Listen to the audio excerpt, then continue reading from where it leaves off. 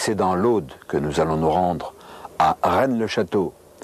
Rennes-le-Château, un adorable petit village sur son éminence, où, à la fin du siècle dernier, débarque un brave abbé, l'abbé Béranger Saunière. Et c'est un personnage qui allait, par la suite, faire la une de certains journaux. Et presque un siècle plus tard, on se souvient de lui. Il a fait des choses extraordinaires, pas par l'opération du Saint-Esprit. On parle d'un trésor, mais je crois que c'était encore bien plus extraordinaire.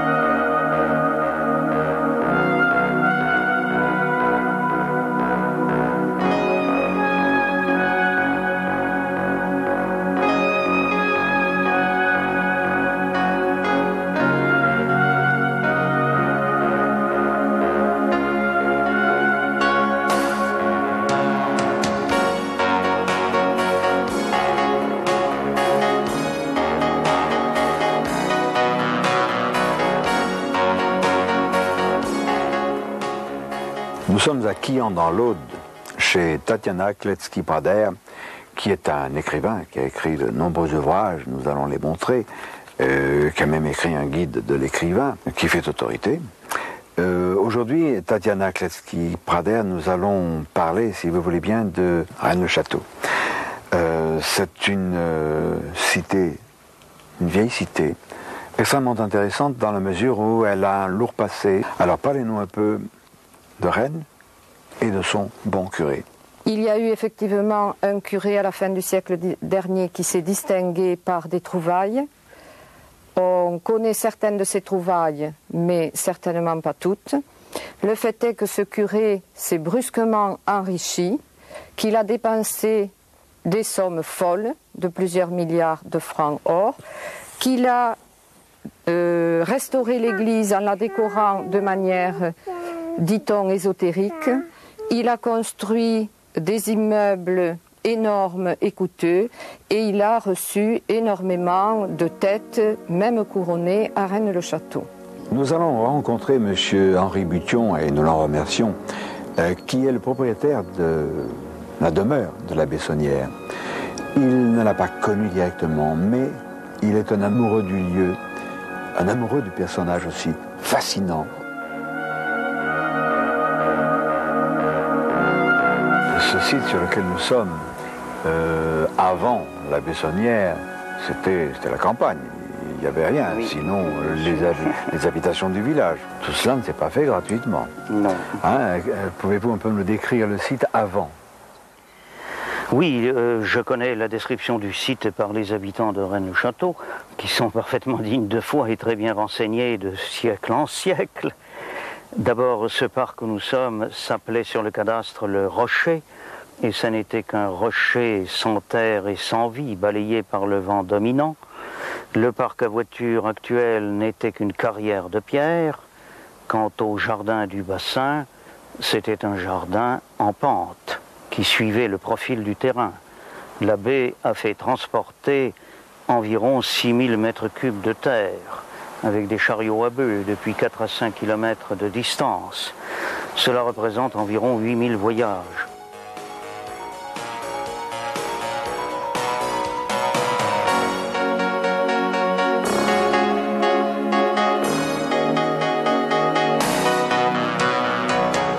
Le domaine de l'abbé Saunière ne fut pas construit au hasard.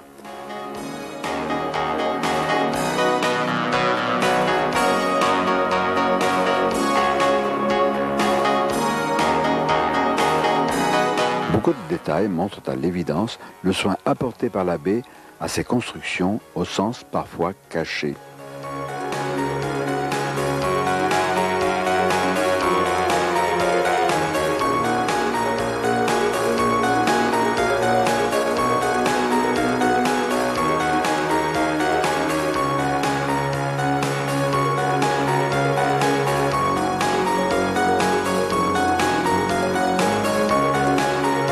Généreux, Béranger Saunière avait même prévu qu'une partie de son domaine serve à l'hébergement de prêtres à la retraite.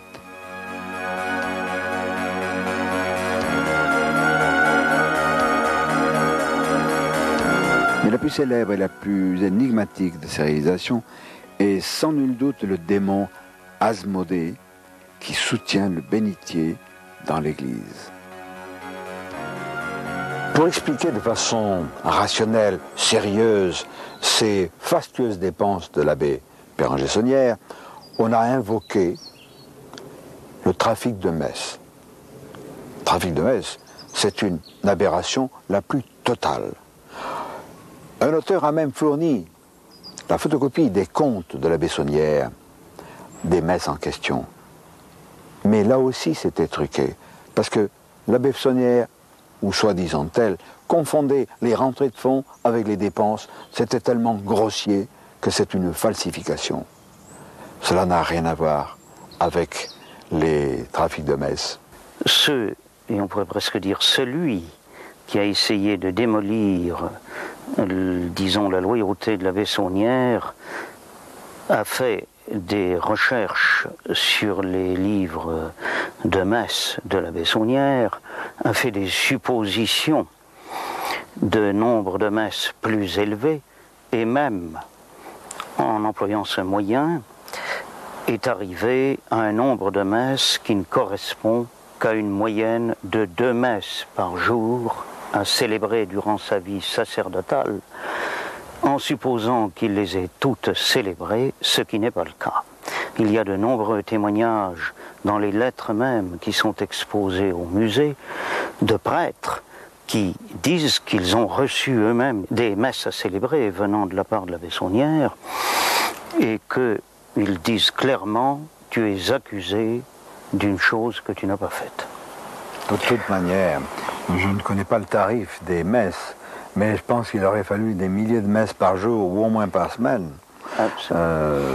Absolument. On retrouve, les détracteurs arrivent à un maximum de 14 000 messes en faisant des suppositions, et cela ne ferait au maximum qu'environ 12 000 francs.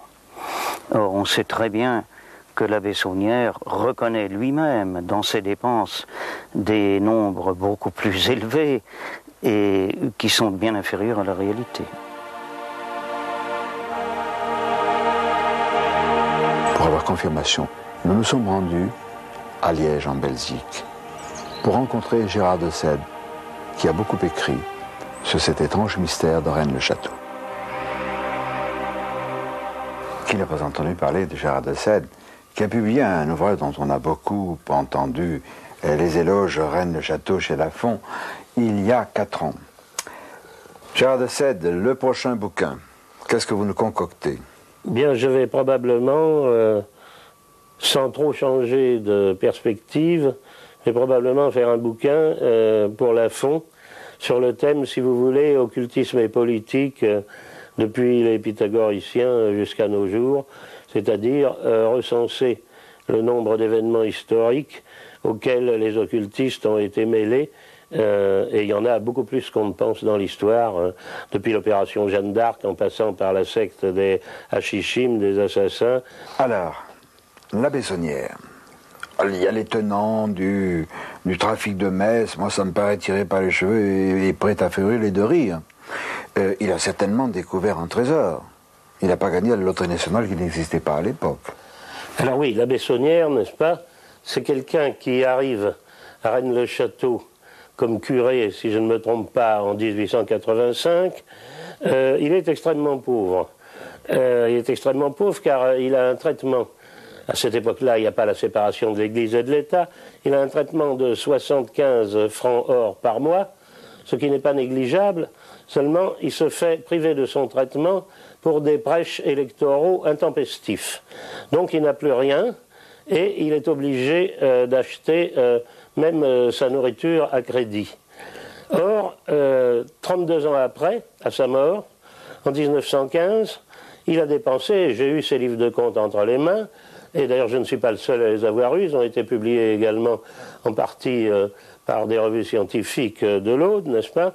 À sa mort, il a dépensé exactement un peu plus de 660 000 francs or, c'est-à-dire l'équivalent de plus de 23 millions de nos francs actuels. Bon, alors, d'où provenaient ces ressources, évidemment? Alors là, il y a plusieurs hypothèses qui ont été formulées. Il y a, si vous voulez, ce que j'appellerais l'hypothèse sordide. Ces ressources provenaient d'un trafic de messes. Il organisait en grand, à travers le monde entier, un trafic de messes. Bon, seulement une messe à l'époque valait un franc or. Il aurait donc fallu qu'il célèbre, il a dépensé, j'ai dit, 660 000 francs or.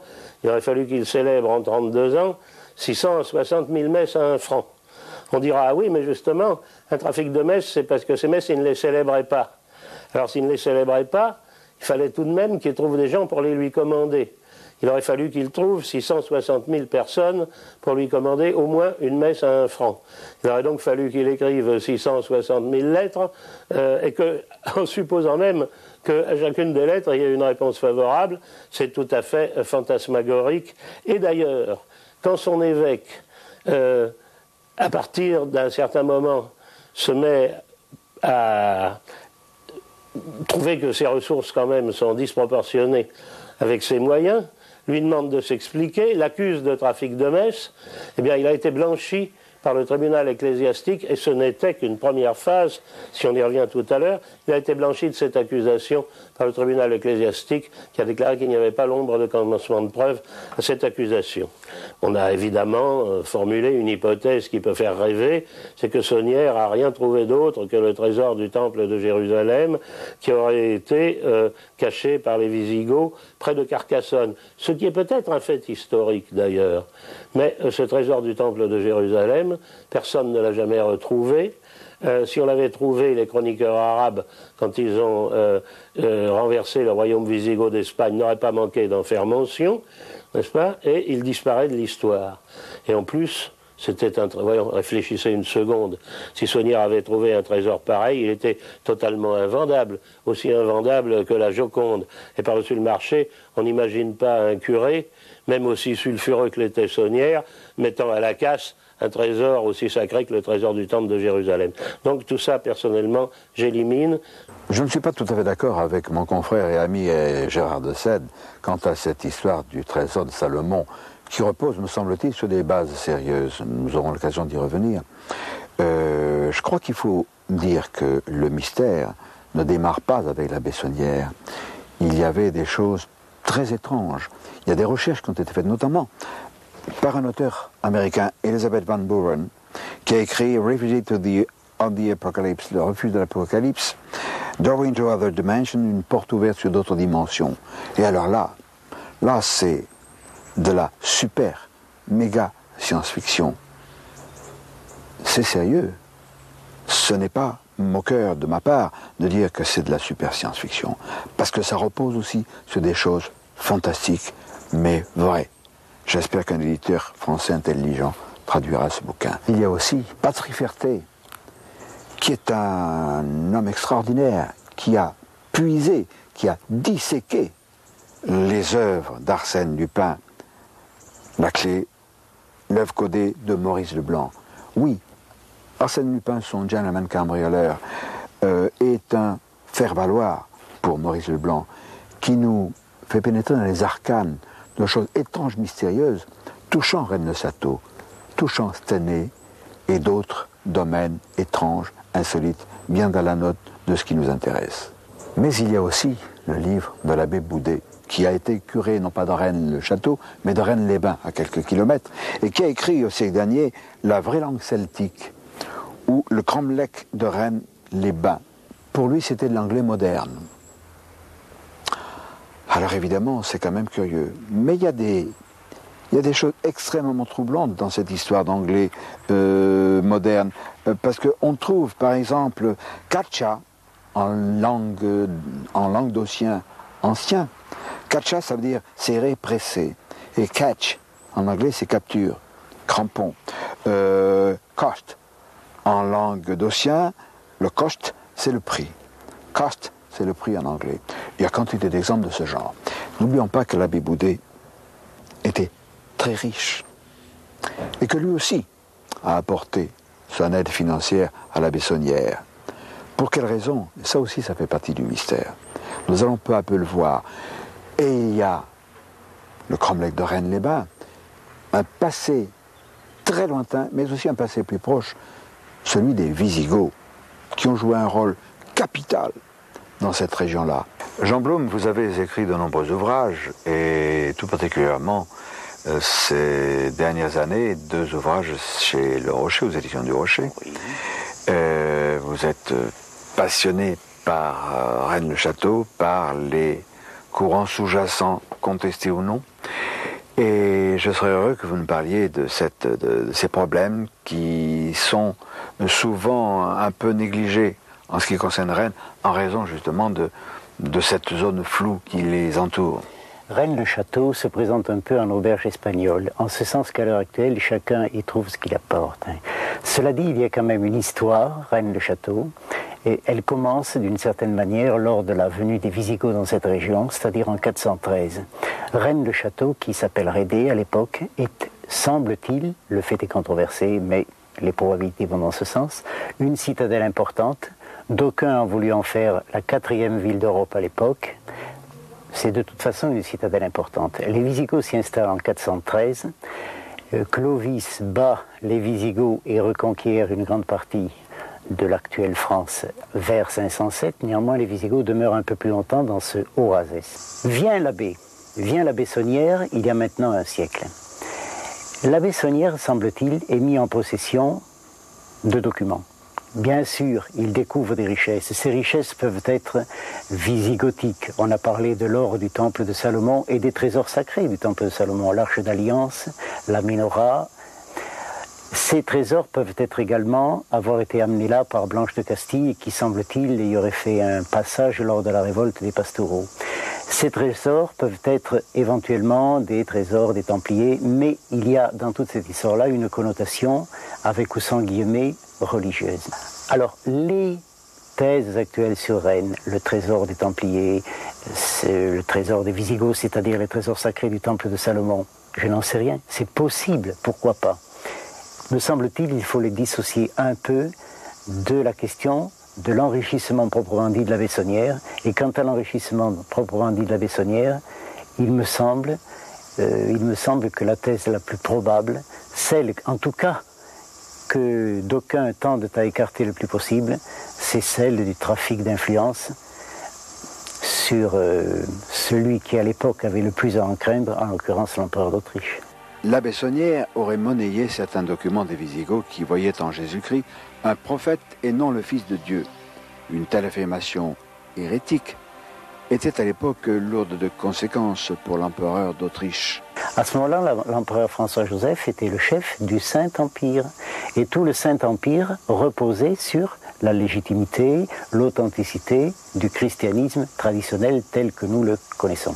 En fait, tout document produit abusivement, à l'époque actuelle on le fait, il y a un siècle c'était beaucoup plus difficile, tout document produit à ce moment-là qui mettait en cause les fondements même de la religion, mettait en cause les fondements du Saint-Empire à un moment où l'empereur, vieillissant et peut-être un peu mégalomane, rêvait de reconstituer un Saint-Empire à l'échelon au moins européen et peut-être planétaire.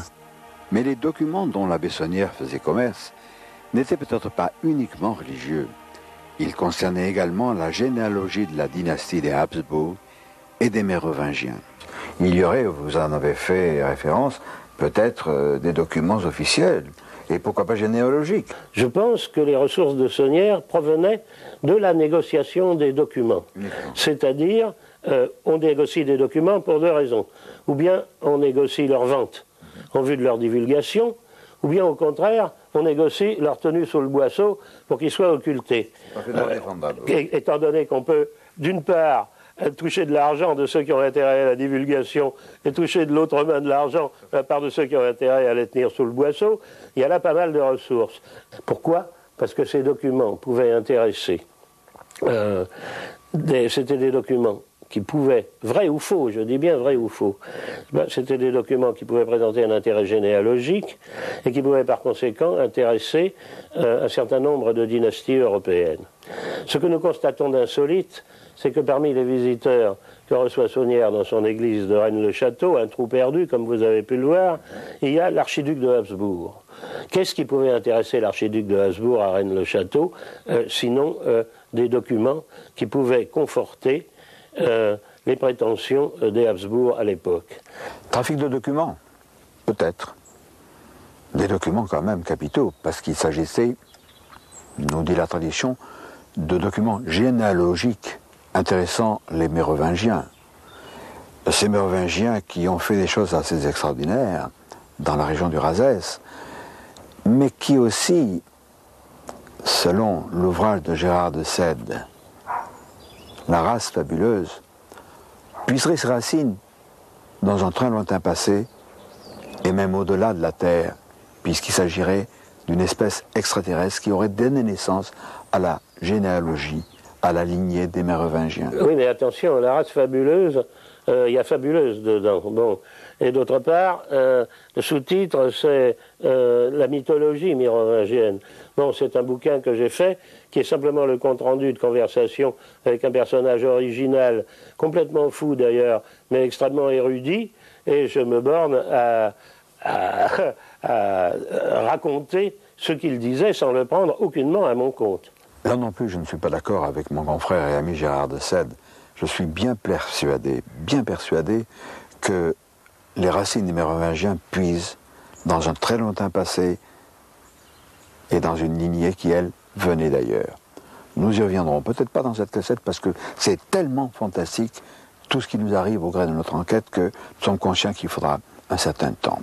Alors, pour comprendre le cheminement de ces mystères, les imbrications des épisodes les uns dans les autres, il faut impérativement que nous nous rendions à Stenay, dans les Ardennes. Là, nous sommes au cœur du mystère. Et c'est grâce à Louis Vazard, qui a créé le cercle Saint-Dagobert II, que nous pouvons approcher d'un peu plus près ce site extraordinaire, et aussi grâce à un ami du cercle Saint-Dagobert II, M. Bonnefoy, qui lui va nous entraîner vers la fontaine. Quelle fontaine? Une fontaine sacrée, puisque c'est là, au cœur de cette magnifique forêt, que fut assassiné Dagobert II, devenu Saint Dagobert.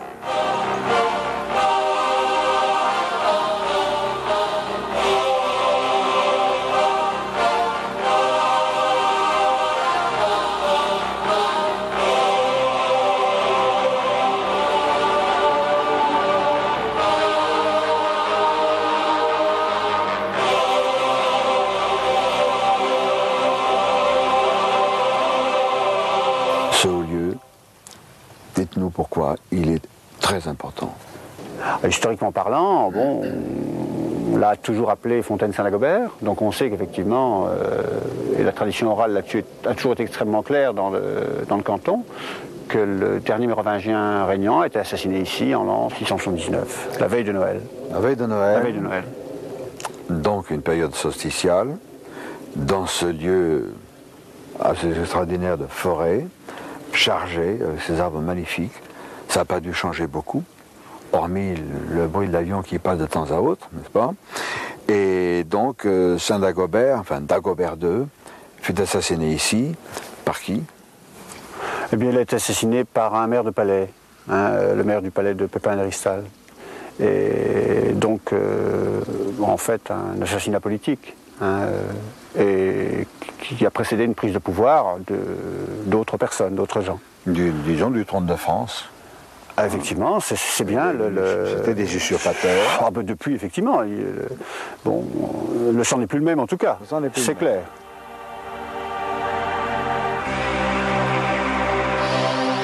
Toujours dans la région de Stenay, à l'église Lyon de Vendun, M. Bonnefoy nous entraîne et nous découvrons un vitrail. Le vitrail extraordinaire, c'est Saint Dagobert II. Donc il était reconnu, officialisé par l'Église. Et il nous est montré sans la barbe. Or, les Mérovingiens, la dynastie mérovingienne, était appelée Reges Criniti, les rois velus. Donc on avait voulu probablement castrer, supprimer leur valeur particulière, la valeur particulière accordée à cette lignée extraordinaire. C'est dans cette ville de Stenay que fut ramené le corps du dernier monarque mérovingien. Comme nous allons le voir, l'assassinat de Dagobert II et la question de sa descendance concernent de très près la Bessonnière et ses relations avec la dynastie des Habsbourg. Signalons l'excellent travail du Cercle Saint-Dagobert, le créateur d'une salle mérovingienne à Stenay, pour que ne soit pas oublié cet épisode crucial, pas trop escamoté, de l'histoire de France. Le Cercle effectue aussi des travaux de restauration, organise des manifestations et publie également un intéressant bulletin. Mais pour en savoir plus, Louis Vazard, le président du Cercle Saint-Dagobert II, nous entraîne non plus à Stenay, mais dans la région parisienne, à Sèvres, l'église de Sèvres, où le curé a refusé de nous recevoir. Louis Vazard, c'est pas parce que nous n'avons pas pu visiter cette église de Sèvres qu'elle demeure sans intérêt, au contraire.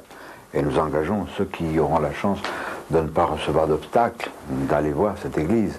Il y a quand même quelque chose d'étrange, il y a des vitraux qui font certaines références et qui nous ramènent à Rennes-le-Château. Oui, tout à fait. Il y a comment dirais-je, il y a un vitrail qui indique que Saint Dagobert aurait été le fondateur de l'église de Sèvres en 675. Alors, jusqu'à présent, on n'a pas encore trouvé de preuve écrite historique de cette fondation. En 675. Mais en 675, tout à fait, il était vivant. Et alors, le nom Dagobert II figure aussi dans la liste des donateurs et bienfaiteurs de l'église de Sèvres, donc il figure en tête en 675. Dans la liste, il y a aussi Maria Lesinska, le roi Louis XV, mais aussi en 1873 un certain Zanoni. Et alors Zanoni, pour les comment dirais-je, c'est époustouflant parce que on se demande comment en 1873 quelqu'un serait nommé Zanoni, alors que tout le monde sait très bien que c'est le titre d'un ouvrage de Sir Edward Bulwer-Lytton, qui était membre de la Golden Dawn, il me semble. La Golden Dawn, vous le savez très bien, qui veut dire l'Aube dorée, qui était une société initiatique, discrète, sinon secrète, à laquelle on a reproché plus tard d'avoir été l'inspiratrice du nazisme, ou qui aurait contribué à inspirer le nazisme, ce qui est déjà pas tout à fait en odeur de sainteté. La présence dans l'ombre de sociétés secrètes est fort importante, car les documents détenus par les Bessonnières intéressaient vivement celle-ci. Comme nous le verrons par la suite, il fut même activement aidé par l'un de ces cénacles occultes, le prieuré de Sion, dont on retrouve les traces dans l'église de Sèvres. Cette église est très très étrange par ailleurs parce qu'il y a d'autres vitraux, notamment un vitrail qui est dans le chœur, tout en haut, une croix flamboyante dans lequel le IHS de notre Seigneur est légèrement replié dans le parchemin et on peut y lire plutôt PS. C'est une société PS ou SP, Solidatium Pianum, qui est aussi qui peut être liée à cette affaire parce que cette société est une société vraiment aussi discrète qui a été très active à travers toute l'Europe d'avant 1914 et on l'appelait aussi couramment la Sapinière. Et donc cela nous ramène aussi à une société que l'on connaît d'une manière un peu plus récente qui s'appelle le prieuré de Sion. Là aussi on retrouve le PS et le SP. Alors il y a aussi dans l'église de Sèvres, mais ça n'a rien tellement à voir je pense, mais on ne sait pas, un tableau qui représente Jeanne d'Arc priant dans l'église de Sèvres. Et ce qui est intéressant, c'est que je crois le peintre c'est Flandrin. Or Flandrin est celui qui a peint les fresques de Saint-Germain-des-Prés qui se trouvent sur le méridien de la ligne rouge, le méridien de Paris qui va jusqu'à Rennes-le-Château. Alors bon, il faut le savoir. C'est beau le hasard. Tout à fait. Alors comme des dons ont été faits importants pour la restauration ou disons le financement. Je pense qu'on a voulu faire insister sur ou faire croire que l'église de Sèvres a été fondée par Saint Dagobert. Saint Dagobert, on a mis de l'argent pour le faire croire. Ça. Tout à fait. Est-ce qu'il y a quelque chose qui nous autorise à penser fortement ou plus légèrement au fait que le trésor qu'a découvert la Bessonnière aurait pu contribuer à aider Bon, alors ça, on n'était pas comptable derrière la Bessonnière. Par contre, ce qui est certain, c'est que la Bessonnière a reçu énormément de visiteurs des Habsbourg, des gens donc intéressés par ces problèmes de généalogie, d'histoire, et il y a aussi cette légende qui court sur les parchemins de la Reine Blanche de Castille. Ah oui, alors, la fameuse généalogie. Alors là aussi, tout ça, ça réapparaît. Dans laquelle, quand on nous a mis, apparaît les descendants de cette race extraordinaire des Mérovingiens, et ceux qui ont été éliminés, la filiation directe. Je sais qu'on ergote un peu, mais enfin il a eu une descendance d'Agobert II. Alors, Sigebert IV, non ? D'une part, tout à fait, il y a eu Sigebert, mais enfin aussi sa fille Adèle, Rathilde, et Irmine, Sainte Irmine, donc il a eu des descendants, naturellement, de toute manière. On veut bien sûr ergoter toujours sur Sigebert IV. Pendant très longtemps, on a dit qu'il n'existait pas, puis patatras, on découvre dans les textes anciens que Sigebert IV avait fait bel et bien exister. Alors maintenant, effectivement, quant à savoir s'il a pu faire souche dans le Razès, je pense que vous voulez en venir là. Rennes le Château. Effectivement, là, c'est un petit peu plus, à mon avis, difficile à prouver, mais il n'empêche qu'une tradition qui s'est fait jour, au fin du siècle dernier, soit a été mis en évidence, soit au contraire a été inventé de toutes pièces. Mais ça, c'est beaucoup plus difficile de le déterminer. Mais celui qui dit que cela n'existe pas ne peut pas non plus prouver le contraire. Cela étant, je dois dire qu'il y a beaucoup de familles mérovingiennes, d'origine mérovingienne. Je ne citerai que celle de la famille de Habsbourg, qui descendent de Sigebert III, donc du père de Dagobert. Je crois vraiment que Sigebert IV s'est réfugié dans le Razès. On l'y a conduit. Il y a cette dalle des chevaliers, ainsi appelée parce qu'on voit un enfant transporté sur le cheval par des chevaliers. On l'a protégé, on l'a sauvé, Sigebert IV. Sans cela, ces rois dont on nous disait dans l'histoire de France qu'ils étaient des rois feignants, ce n'étaient pas des rois feignants, c'étaient des rois faits, néants. Si le verbe néantiser existait, il définirait bien. Parce que les usurpateurs, les trônes de France, ont voulu les anéantir. Alors, il y a quand même, vous le voyez au gré de notre enquête, des mystères qui s'épaississent, qui se multiplient. Il y a ce fameux pilier visigothique ou carolingien, selon les appellations des chercheurs, et dont Henri Bution, maintenant, va nous parler. Lorsque la Bessonnière eut fait la découverte du sépulcre de Sigebert IV, sur décryptage du grand maître de l'ordre de Notre-Dame du Montsion, qui était devenu Claude Debussy à la succession de Victor Hugo, lequel Claude Debussy, et cela je ne le sais que depuis 2 ans, est venu plusieurs fois à Rennes-le-Château voir la Bessonnière, eh bien, il est hors de doute que c'est Claude Debussy qui a positionné le sépulcre de Sigebert IV dans l'église.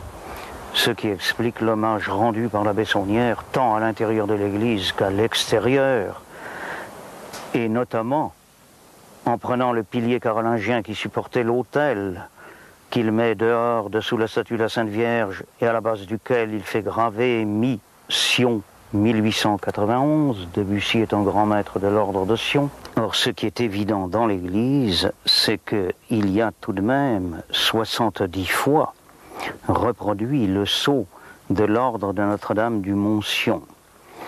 Il y a le sceau MS.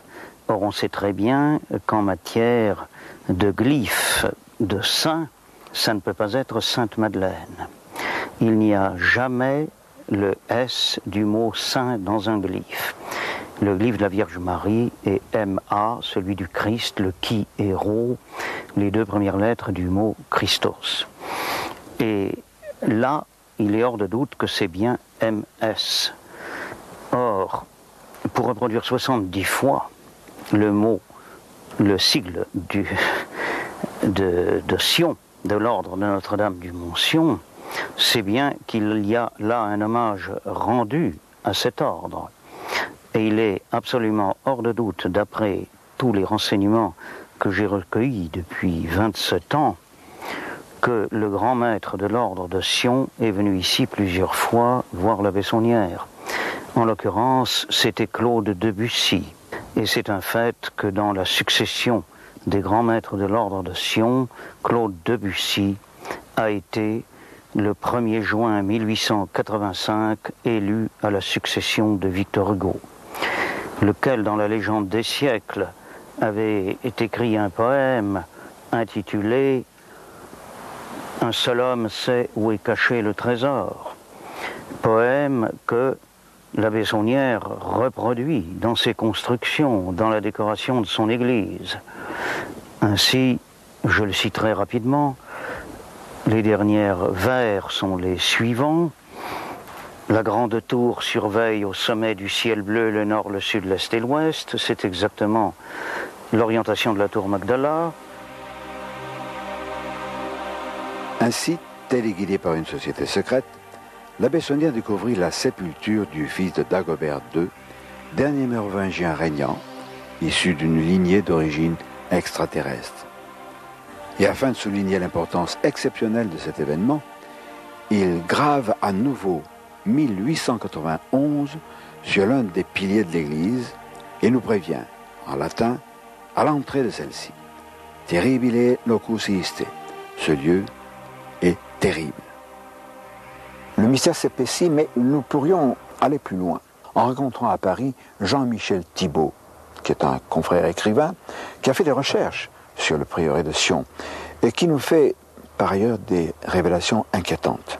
Pour écrire des ouvrages de ce genre, sur l'abbé Saunière, sur Rennes-le-Château, sur d'autres, par exemple la cantatrice Emma Calvé, tout à fait étonnante, qui joue un rôle important dans l'énigme de Rennes-le-Château et des découvertes de l'abbé Saunière, il faut être plus que romancier, il faut être un chercheur, il faut être un peu historien, il faut être un peu ou beaucoup détective et être courageux. Car Jean-Michel Thibault, je suppose que pour écrire ces ouvrages, vous avez dû faire de nombreuses recherches et que ça n'a pas été facile. Ah, ça n'a pas été facile. Ce qui est déterminant lorsqu'on écrit une histoire, c'est un petit peu ce que l'on ressent au moment où on découvre le personnage. Et Saunière, je l'ai découvert tout à fait par hasard, en travaillant d'ailleurs sur les premières croisades. J'ai découvert quelques petits fascicules, quelques petits opuscules qui parlaient des croisades, mais d'une façon indirecte, des opuscules qui avaient des titres évocateurs comme le serpent rouge, la mystérieuse dame blanche. Alors ça, évidemment, lorsqu'on a de l'imagination et une âme un petit peu de Tintin, on a tout de suite envie de savoir ce qui se cache derrière ces manuscrits. Et derrière, qu'est-ce qu'il y a ? Il y a Rennes-le-Château, l'énigme de Rennes-le-Château et l'énigme de l'abbé Saunière. L'abbé Saunière, immédiatement, moi j'en tombe amoureux parce que c'est un personnage d'une part qui me ressemble, et puis ça a été un aventurier avant la lettre. Même s'il n'a pas trop bougé de la région de Rennes-le-Château, ça a été vraiment un aventurier au sens plein du terme. Et je continue à faire des recherches, et là, première menace par téléphone. Vous ne devez pas vous intéresser à cette histoire est maudite, c'est un domaine réservé, vous feriez mieux d'arrêter. Et bon, sur le moment, je ne réalise pas trop, et puis ça se répète au téléphone, toujours des menaces. Je rencontre à l'époque de Chérizet qui me dit surtout, n'essayez pas d'aller plus loin, c'est très dangereux, et je laisse tomber. Je n'écris pas l'histoire sur Rennes-le-Château, j'écris un autre bouquin qui s'appelle Les Cités barbares, qui n'a rien à voir avec cette histoire-là, mais ça me travaille. Au fil du temps, tout de même, je me dis, tu devrais aller à Rennes-le-Château, ne fût-ce que pour voir, pour te mettre un petit peu dans l'ambiance. Et puis on m'a raconté toujours des choses incroyables. Je rencontre un type une fois qui me dit, vous savez, moi ça fait longtemps que je fais des recherches sur Rennes-le-Château, j'avais ma caravane garée à l'extérieur du village, et un jour, en sortant de la caravane pendant la nuit, j'entends le galop d'un cheval et je vois une femme tout en blanc, complètement évanescente, qui galopait à travers les rues du village. Je dis, bon, tout de même... Et puis on me raconte des tas d'histoires comme ça, des apparitions, des choses très bizarres. Et ce personnage-là, ce type-là, qui m'a l'air tout de même assez crédible malgré sa folie. J'essaie de le rencontrer plus tard à Paris et j'ai appris qu'il s'était suicidé. En fait, s'aperçoit que cette histoire... sur Rennes-le-Château, non seulement rend fou les gens, ça les mène jusqu'au suicide, mais en même temps, ça les rend avides. Alors, dites-nous quelques mots de cette extraordinaire femme, Emma Calvé, la grande cantatrice internationalement connue en son temps, et qui par hasard est née à 2 pas ou disons à 3 pas de Rennes-le-Château. Oui, on peut dire qu'ils, comme ils le disaient eux-mêmes en se rencontrant, qu'ils étaient du même pays. Ils étaient pays. Et ça aussi, ça c'est un personnage haut en couleur, je veux dire, qui est aussi étrange que, peut-être plus énigmatique que l'abbé Saunière. Parce qu'elle a eu un parcours tout à fait remarquable. D'une part parce qu'elle était issue vraiment d'une famille pauvre. Et elle est devenue cantatrice. Peut-être a-t-elle été repérée, comme on le pense, par les sociétés secrètes de l'époque, qui, voyant à travers ce personnage haut en couleur, intelligent, sensible, attiré, comme toutes les grandes dames de l'époque, par les sociétés spirituelles du 19e, attirées par l'étrange, le mysticisme, enfin ce qui sortait de l'ordinaire, ils ont vu en elle peut-être un messager. Quelqu'un qu'ils auraient pu manipuler. Un instrument, mais un instrument à la solde de quoi et de qui, ça on n'en sait rien. Certains diront le prieuré de Sion, mais le prieuré de Sion a tellement été galvaudé que j'hésite même à en parler devant la caméra.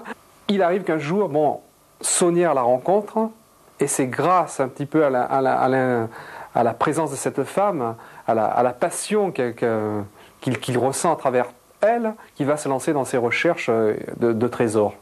Et en fait, elle a servi la cause d'une société secrète. Moi, je me souviens d'un livre que j'avais lu qui s'appelait Les livres maudits de Jacques Bergier.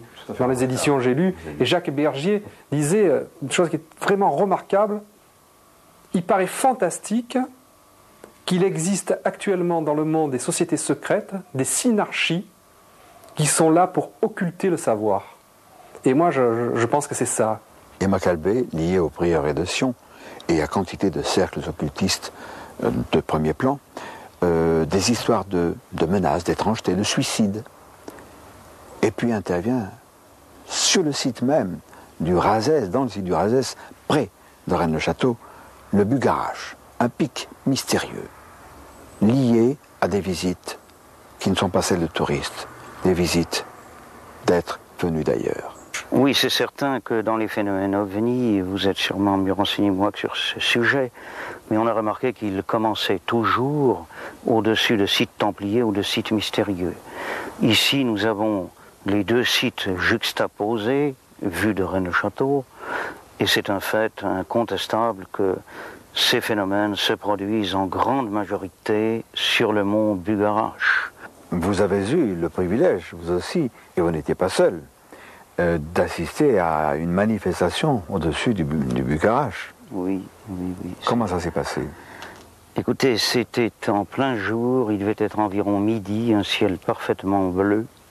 Il n'y avait aucun nuage dans le ciel, et s'est formé dans le ciel un nuage lenticulaire qui a grossi en expansion. De là s'est dégagé un autre nuage beaucoup plus petit qui s'est élevé dans le ciel et qui en a engendré un beaucoup plus gros au-dessus. Et il y a eu une navette faite par ce petit nuage. Entre les deux nuages, cela a duré environ 3/4 d'heure. Et puis ensuite, les nuages se sont tous confondus et ont complètement disparu. Rennes-le-Château, c'est comme une coquille vide où il s'est passé beaucoup de choses, mais il n'y a plus rien à l'intérieur. Il faut chercher ailleurs, savoir pourquoi l'abbé Saunière se déplaçait, pourquoi il faisait des recherches autour de Rennes-le-Château, assez loin d'ailleurs, parce que d'après ce qu'on en a pu estimer, il allait au moins à 5, 6, voire 10 km de l'église pour faire ses recherches.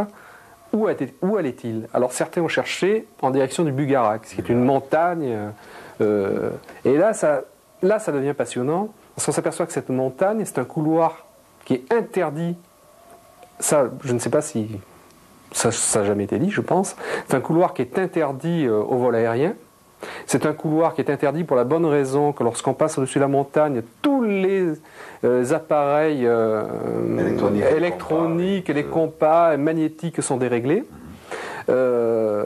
C'est une montagne qui est plus ou moins sur la surveillance d'un régiment de parachutistes, tout à fait officiellement, et de la gendarmerie. C'est un lieu qui est hautement convoité, ainsi que des lieux voisins par des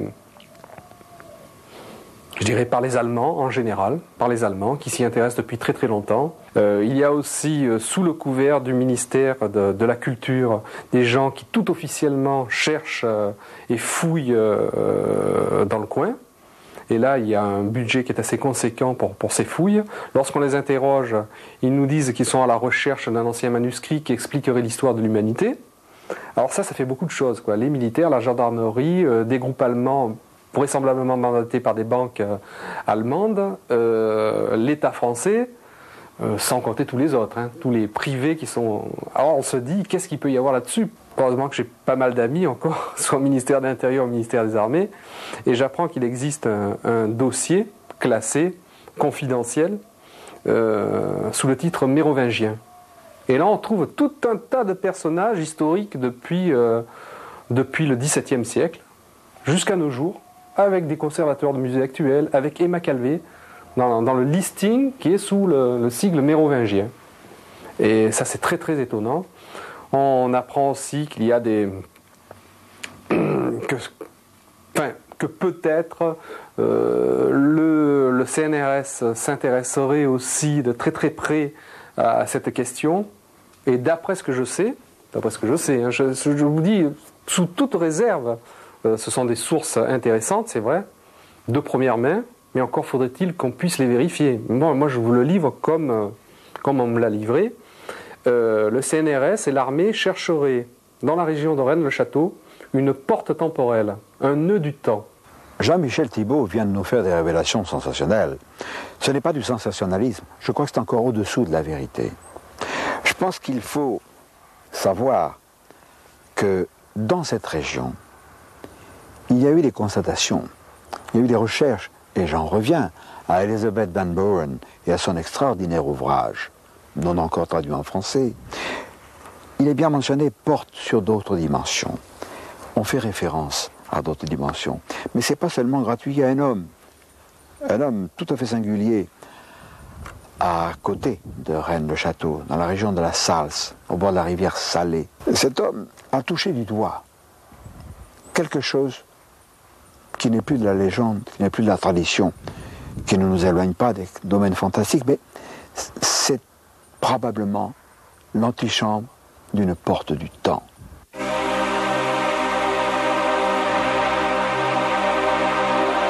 Jean Drigny, nous sommes dans les collines qui dominent la vallée de la Salse, et dans mon roman de science-fiction des Chevaliers de Lumière numéro 10, Le piège du Val Maudit, je situe une action ici. Oui. Grâce à toi, tu nous avais informé de la nature de ces orifices bizarres. Les archéologues officiels ne sont pas du tout d'accord. Certains disent que ce sont des tombeaux, d'autres que ce sont des fours, mais aucun n'est d'accord. Ce qu'il y a de sûr, c'est que j'ai fait analyser les vers entre guillemets, par les laboratoires de l'armée, et ils ont été donnés pour plus de 4000 ans déjà. Or, il y a aux archives de Toulouse un livre qui a été écrit par un jésuite en 1920 qui parle de la vallée de la Salse et dans lequel il dit, il y avait qu'un jésuite à l'époque pour dire une chose pareille, que dans la vallée de la Salse, il y avait des fours à céramique qui dataient de 6500 ans avant Jésus-Christ. Je crois que tu as enregistré quelque chose d'extrêmement bizarre ici. Oui, que j'ai enregistré à plusieurs endroits d'ailleurs, dans le salon de la maison, et ici, où l'on entend exactement comme si l'on était dans une imprimerie avec des rotatives. Un bruit mécanique, oui. Un bruit mécanique, oui, un bruit de moteur, carrément.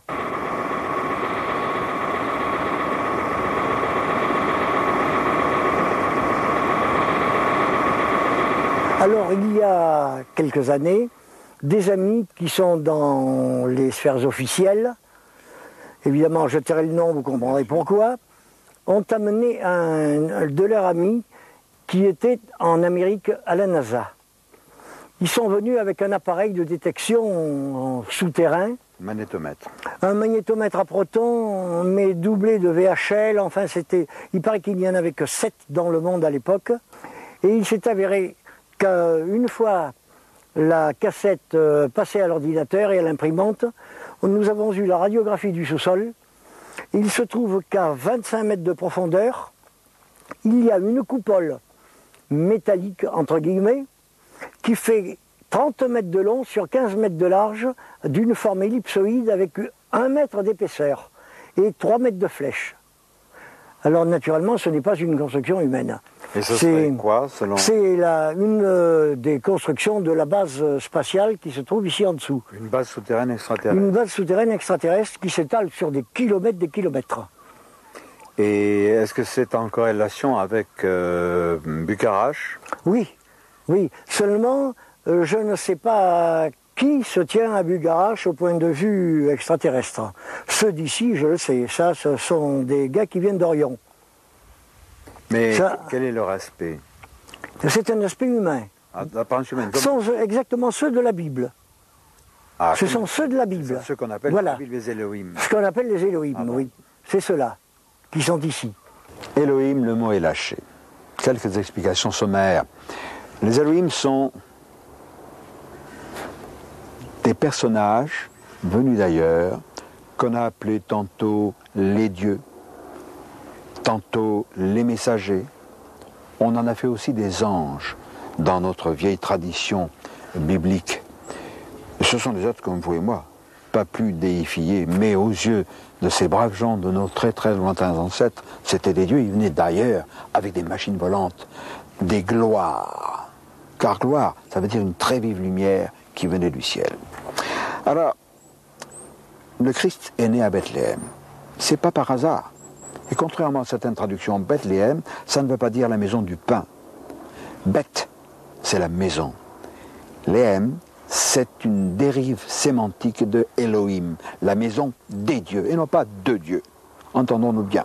Le problème des Elohim, je suis l'un des premiers, je pense, en Europe à avoir abordé ce domaine particulier dans les soucoupes volantes, bien dans notre monde, qui vient d'être réédité. Certains l'ont lu en 1954, et par la suite aussi ce bouquin qui fait référence aux Elohim, et d'aucuns s'en sont inspirés pour fonder des sectes archi-bidons, qui frisent ou dépassent même l'escroquerie, qui mêlent les partouzes à l'enseignement un peu particulier de certains gourous. Rien à voir avec tout ça. Ne nous trompons pas. Les sectes méprisables ne sont pas nos propos, ne sont pas nos préoccupations. Mais je crois qu'il faudrait quand même parler d'un voisin de Gendrini, Eliab le Berger, qui est un peintre, et qui lui aussi témoigne. En février, c'était en février, oui, c'est ça. En février de cette année. L'année passée. 1991. Et c'était près de chez Gendrini également. Oui, c'est ça. C'était à 1h du matin, moi qui sors jamais à 1h du matin, et en février, il fait pas chaud. Et ma tête a vraiment été poussée à regarder dans le fond de la vallée. Puis je vois des lumières bizarres. C'est bizarre. Je me suis dit, bon ben. Puis, je me suis dit, bof, c'est le coucher du soleil. Vous savez, à 1h du matin, on n'est pas bien réveillé. Alors, je me suis dit, mais enfin, à 1h du matin, il n'y a pas de coucher de soleil. Je me suis dit, oh, ben je sais ce que c'est. Et je fonce chez moi chercher un petit pull et je vais m'asseoir et je vais regarder. Je vois des formes curieuses comme une banane et puis des traits un peu dans tous les sens. Quelle était la couleur? Orangé. Orangé. C'est orangé. Puis je me suis assis, puis j'ai regardé. Et tout d'un coup, ça s'est stabilisé à un énorme cigare. On peut dire que c'était un peu grand comme la lune. C'était au fond de la vallée. C'est un grand cigare orangé. Et puis bon, ce qui est curieux, c'est qu'il ne bougeait pas. Absolument pas. Et après quelques instants, c'est très curieux comme il est parti. Il n'est pas parti en faisant des mouvements, mais comme si, vous savez, comme des points. Comme s'il devenait de plus en plus petit, comme s'il se dématérialisait. En fait, c'est très curieux et il a fini vers Rennes-le-Château.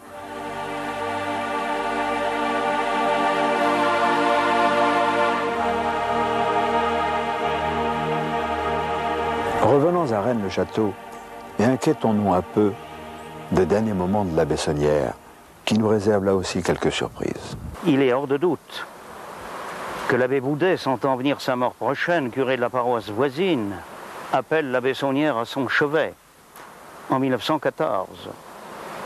Et il va livrer à l'abbé Saunière les secrets de ses découvertes dans le site de Rennes-les-Bains. À partir de la mort de l'abbé Boudet, les habitants des paroisses de Rennes-le-Château, Rennes-les-Bains vont rencontrer plusieurs fois l'abbé Saunière dans les sites, les territoires de la paroisse de Rennes-les-Bains. Il demandera chaque fois à ceux qui l'auront vu de ne pas répéter qu'on l'a vu à tel ou tel endroit. Et ce qui explique, et à mon grand étonnement, que jusqu'à la fin de sa vie, il ait pu continuer à dire à ses paroissiens, « Pauvres gens, vous marchez sur l'or et vous vous crevez au travail. » Et il parlera aussi de la puissance enfouie. Mais il n'aura pas le temps d'utiliser ces renseignements. Il sera emporté par la tuberculose le 22 janvier 1917.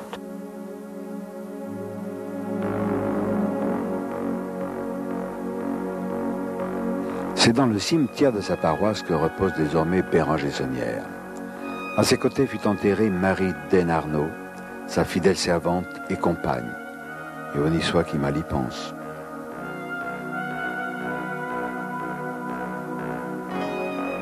L'abbé Saunière, près de ses fins, en 1917, a été frappé d'une congestion cérébrale. On a fait mander auprès de lui l'un de ses confrères, le curé Rivière d'Espéraza, qui, semble-t-il, est sorti de cette entrevue parfaitement bouleversé. Il a été profondément dépressif pendant la petite année qui lui restait à vivre. Et il y a 30 ans, tout le monde savait à Rennes que l'abbé Rivière avait refusé les derniers sacrements à son confrère Saunière, et que ces sacrements lui avaient été accordés post-mortem, ce qui est une procédure hautement rarissime dans la façon de procéder de l'Église. Que faut-il pour se faire refuser les sacrements au seuil de la mort? Hitler les aurait obtenus. Il s'agit, pour obtenir les sacrements, de manifester ne serait-ce qu'une contrition imparfaite et la peur de l'enfer. Par contre, quiconque proclamera une hérésie et tiendra bon n'aura pas les sacrements. Saunière avait-il eu connaissance de documents en lesquels il aurait cru, émanant des Visigoths, plus probablement des Templiers ou tous autres? Ça paraît une thèse défendable. L'abbé Saunière a donc eu accès à des secrets. On nous a parlé de documents généalogiques touchant aux Mérovingiens. Supposons, on peut imaginer aussi, supposons que l'un de ces documents ait apporté la preuve de l'origine extraterrestre des descendants, des ancêtres des Mérovingiens. Supposons qu'au gré de sa quête, en fouillant, en creusant, en accédant à des cavernes, l'abbé Saunière ait eu une autre preuve attestant de cette vérité. Supposons qu'il ait vu, je ne veux pas revenir aux gris, aux ibis, qui font l'objet de certains de mes romans vérités, mais supposons qu'il ait eu la preuve que Asmodée, qui soutient le bénitier de l'Église, faisait partie de cette lignée d'êtres venus d'ailleurs, qui s'intègre à l'histoire. Il a dû être terrifié, et in articulo mortis, à l'article de la mort, il a pu le confier, et son confesseur était terrorisé, et lui a refusé l'absolution, pour, réfléchissant après, la lui accorder post-mortem. Du roman, eh bien, je crois que les agents du Shin Bet, le Shin Bet, ce sont les services secrets israéliens, l'un des meilleurs du monde. Je ne crois pas que ces agents soient des rêveurs, ce soient des gens qui planent. Non. Eh bien, les agents du Shin Bet sont venus, sous couvert de recherches pétrolières, géophysiques, explorer la région de Rennes-le-Château. Et il semble bien qu'ils aient recherché la Menorah. La Menorah, c'est le chandelier à 7 branches qui faisait partie du trésor de Salomon. Mes romans de science-fiction sont toujours basés sur des choses vraies. Les filles du serpent, en réalité chez Vaugirard, et le 10e Chevalier Lumière qui s'appelle Le piège du Val-Maudit, concerne Rennes-le-Château, Stenay, etc. Toujours sur cette chose authentique et mystérieuse qui est le thème de cette cassette. Mais, bien évidemment, il y a bien d'autres auteurs qui ont abordé ce domaine extraordinaire. Nous avons, rassurez-vous, je ne vends pas ça dans des parapluies au coin de la rue. J'en ai pris que quelques-uns, il y en a encore un tas. Jules Verne, initié et initiateur, Le secret du trésor royal de Rennes-le-Château. Remarquable, paru chez Payot. Un ouvrage de Jean Robin, Rennes-le-Château, la colline envoûtée. Passionnant. Jean Robin, Opération Horte, toujours chez Guy Trédaniel, ou L'incroyable secret de Rennes-le-Château. Incroyable, absolument fantastique. Nous avons aussi celui-ci de Yves Lière, Le secret des prêtres du Razès ou le mystère des deux reines. Nous avons enfin cet ouvrage étonnant de Henry Lincoln, Le temple retrouvé chez Pygmalion. Nous avons, nous aussi, fait une petite enquête. Nous avons pérégriné, nous l'avons vu dans cette vidéocassette. Nous avons constaté des choses très étranges. Nous avons eu tellement d'éléments que ce n'est pas en une cassette que nous pourrons tout dévoiler, tout divulguer. Je pense que, comme disait Kipling, tout cela est une autre histoire. Et nous allons y revenir. Et à ce moment-là, ce qui vous a paru extraordinaire dans cette vidéocassette vous paraîtra assez fade comparé à ce qui vous attend dans la suivante.